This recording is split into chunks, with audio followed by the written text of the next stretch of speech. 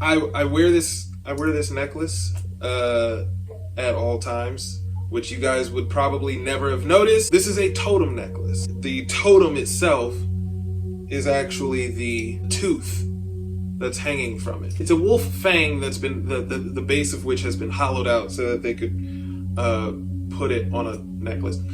Totems are very significant for almost all American Indian, but a lot of times I want to talk about these kinds of things, explaining why this totem and why are totems important. Those are the kinds of things I want to be able to talk about, but can't. I can't talk about those things on my channel as much as I would like to, because too many people in our community have yet to actually connect themselves to a tribe genealogically. So that's what I actually want to talk about. So first of all, genealogy is important, and I think we all understand that. And I think you guys all understand. And it's okay that you haven't connected yourself to a tribe. This is not a video where I'm here to try and impress upon you how important it is to connect, to do your genealogy. I'm trying to focus on what should you even be looking for, and what is the spiritual significance of it.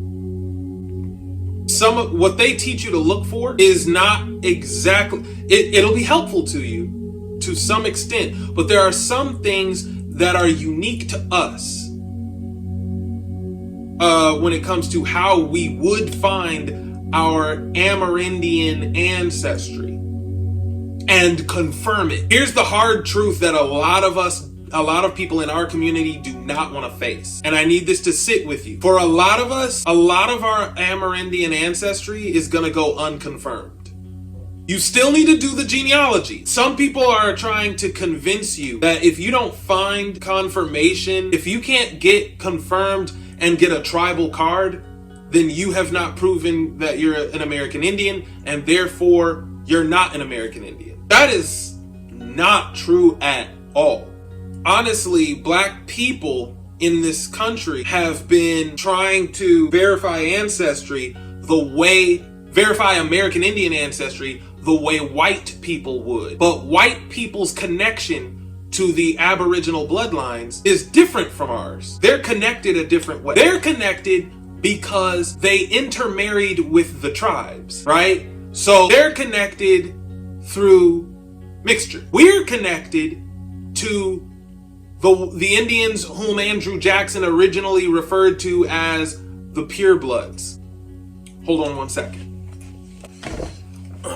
You remember Andrew Jackson talking about the purebloods? Some of you may not remember because you missed the video where I explained this. And in fact, I've actually mentioned it in a couple other videos too, but I went in depth in one particular presentation talking about the Cherokee. And what I proved beyond a shadow of a doubt is the Cherokee are mixed black and white, period. Heavily mixed black and white, in fact, because they're mostly white. But B, I also showed you white people during the period of Indian removal viewed Indians as being bifurcated into two distinct groups, what they called the half-breeds and what they called the purebloods. These terms, don't just go using them willy-nilly, because this is offensive to Native Americans, as well it should be. And they deserve to be offended. Nobody should just be embracing this terminology. What they referred to as the quote-unquote half-breeds, what they were referring to was the civilized Indians. And we're talking about the Cherokee in the video that I was presenting. The point is the quote-unquote half-breeds, they just meant biracial Indians. The purebloods were black, and they said that the purebloods, Andrew Jackson pointed this out himself, in fact, that the purebloods lived in the wilderness and they were still warriors and hunters. What he meant was they're still savage. That's what he's basically saying. The purebloods are still savage, and they're not trying to assimilate. They're not trying to be civilized. They're still living in the wilderness. They're not congregating in the townships that the tribe has established. In the town centers, you'll notice that the Indians are more civilized. They do school the way we do. They're learning English, and they're learning our songs. They're learning about Jesus. They're accepting Christ into their hearts. So those are the ones the indoctrination was working on. But that's largely because for those Indians, their fathers were white. Their grandfathers were white. And we can look at the chiefs and see their blood quantum and know for sure that that was the case, because their blood quantum predates the system of blood quantum. So when we get a fraction on how Cherokee they were, it's a genuine fraction. So my point is this. What you're looking for connections to full-bloods. Full-bloods did not get included in Indian removal most of the time. You were not removed. Indian removal was not something that happened to you. It happened to them. That's why they're on the reservation and you're not.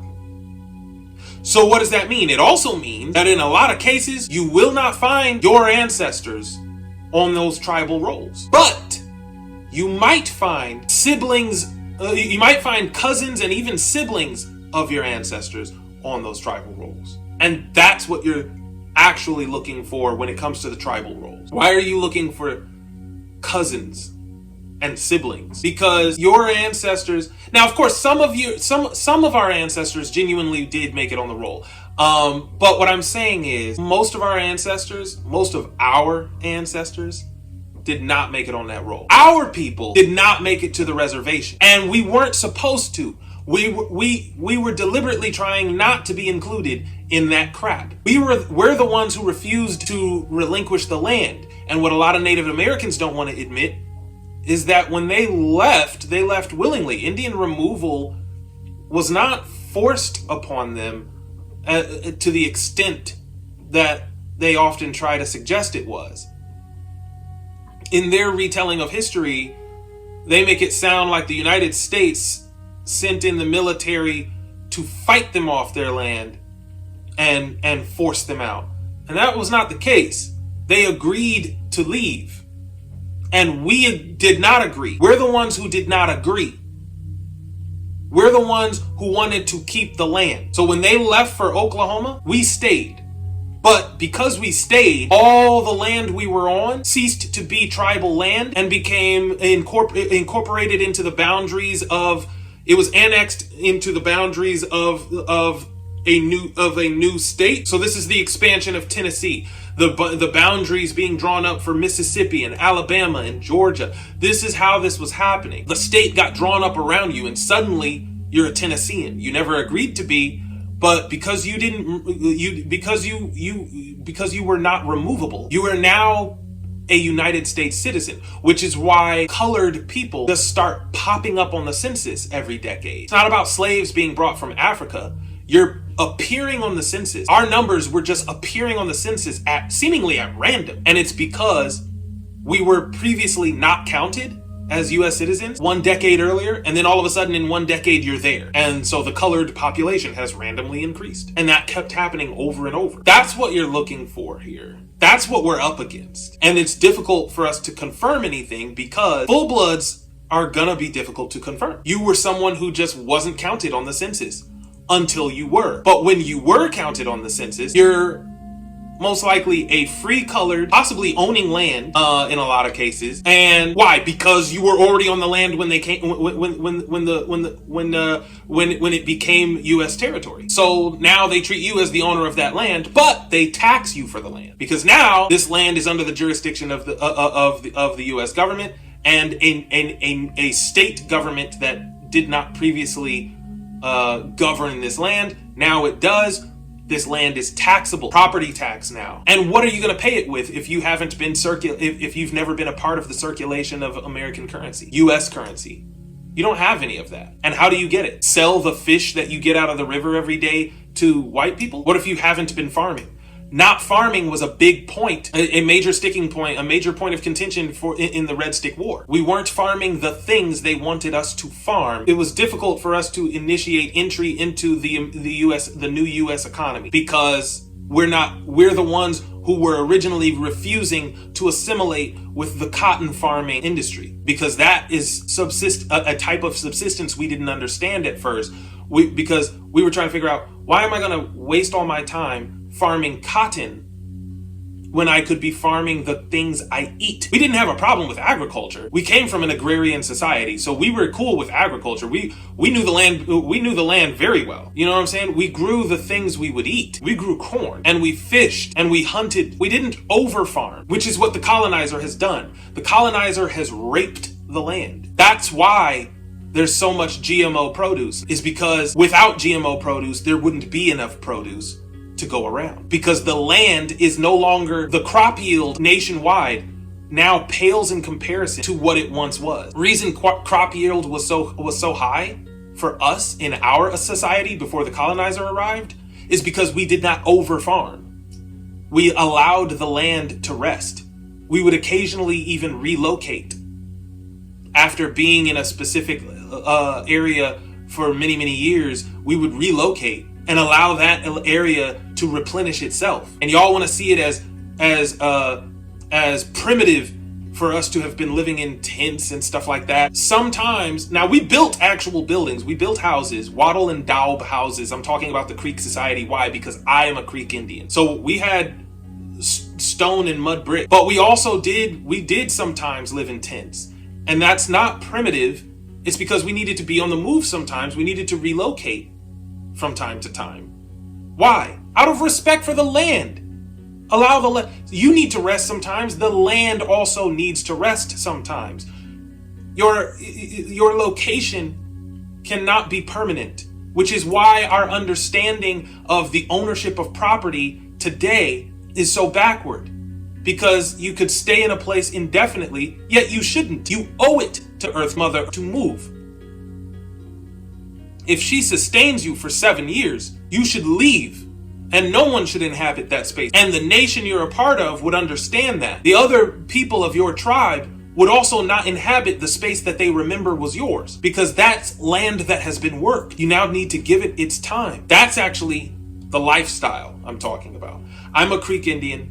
I'm not just a Creek Indian. This is my final point, and I'll let you go. This is what you need to understand. Your ancestry should lead you to several tribes. Okay, what makes up the majority of my genealogy is the Creek Society. I am Ijiti Indian and Muskogee Confederacy, but I'm not sure exactly what band I'm from. All of that is Creek, and then Cherokee. But the Cherokee component of my ancestry is really Yuchi. That was taken over by Cherokee. They became Cherokee by default after the Cherokee conquest, which was aided by Europeans. And then I'm also Pamunkey Indian, which was actually part of the Powhatan Confederacy. If you don't know Powhatan, that's, think Pocahontas. And also, to some extent, Taino.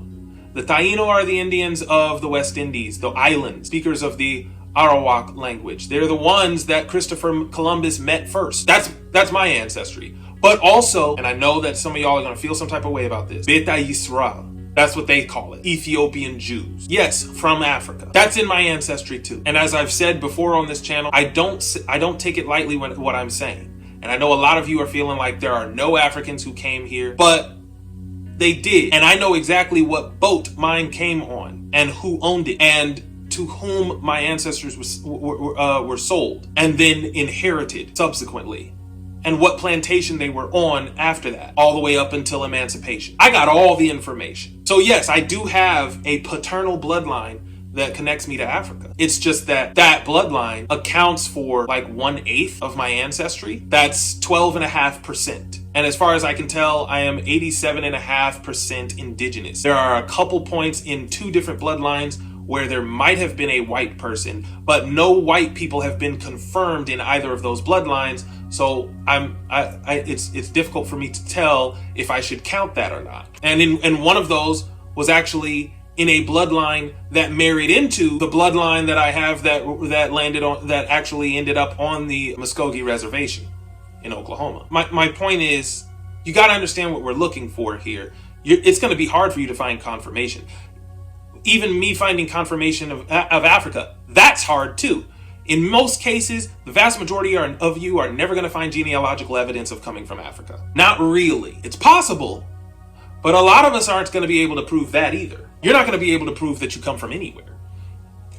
That's what it means to be displaced. You are displaced. And mind you, I am not a genealogist. I am not a professional. So I don't want to lead anybody to think that, that I can just guide you through that. If you join UNEHIYA, we do have some genealogy tools. I almost forgot to mention this. UNEHIYA has genealogy tools that can help you do your own genealogy. For those of you who are stakeholders with UNEHIYA or members of UNEHIYA, you have also you guys have probably already learned that we do have somebody who kind of helps with that.